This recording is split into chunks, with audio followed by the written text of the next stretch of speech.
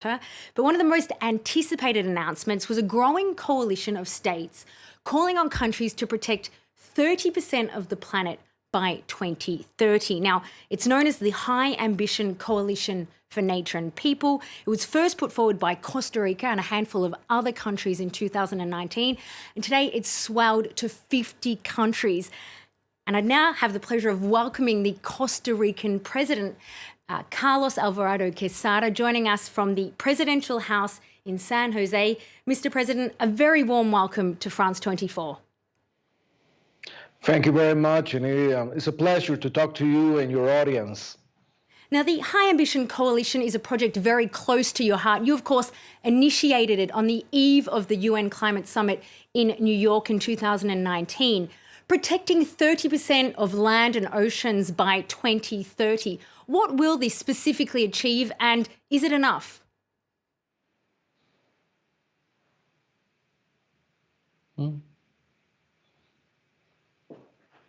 Well, I do believe we first need to understand what the problem is. The problem is that losing ecosystems and losing biodiversity, it's going to have great problems for humanity.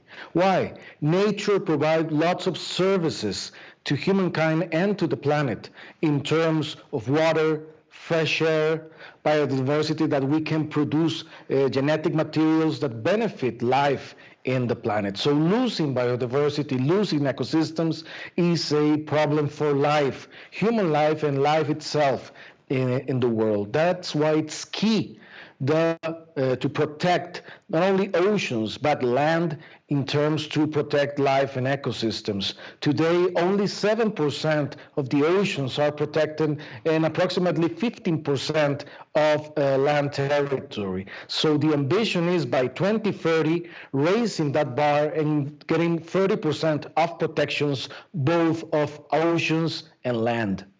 A long way to go from 7%. Costa Rica is in quite a unique position. It accounts for 0.03% of the Earth's surface, but nearly 6% of the planet's biodiversity. Does this simply mean that your country has more at stake when it comes to species loss? Well, indeed, there's a lot at stake, but also we can provide an example. About 40 years ago, not that long ago, our forest coverage was less than 20%. We lost lots of our forest. But because of policies and that we increased conservation in the past 40 years, instead of losing biomass or losing species, we have been recovering many species such as jaguars or others that were thought to be in the merge of extinction.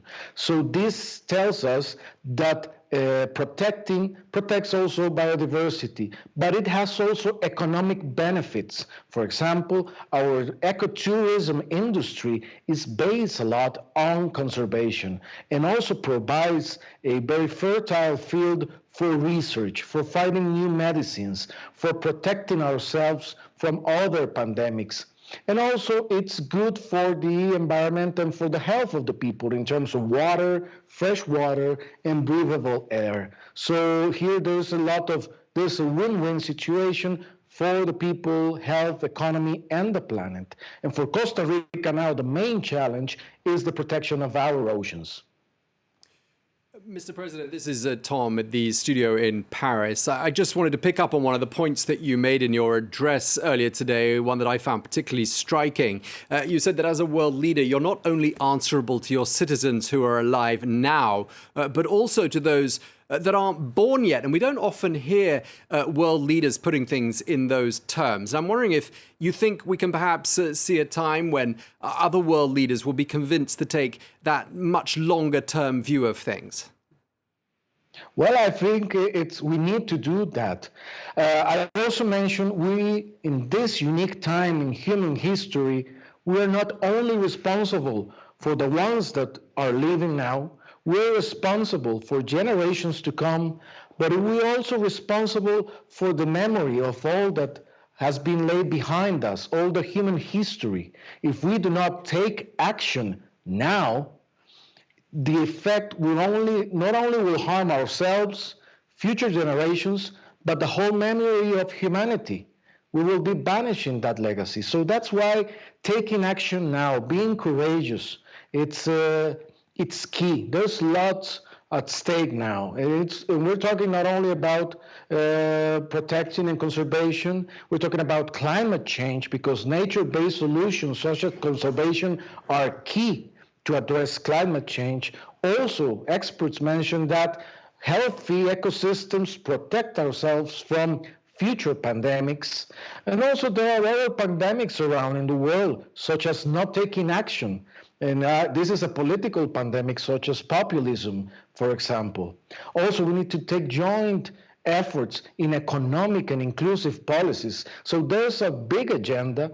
All of these matters are interrelated, and that's why it's necessary for leadership to take courageous action. While we're talking about courageous action from world leaders, it's difficult not to think about the occupant of the White House and the new occupant of the White House. Are you expecting greater things and greater involvement from the Biden administration? Well, recently I had a conversation with President-elect Biden, and yes, I do have great hope that the environmental agenda, the conservation agenda, and the green and blue jobs agenda, it's going to have a reboost.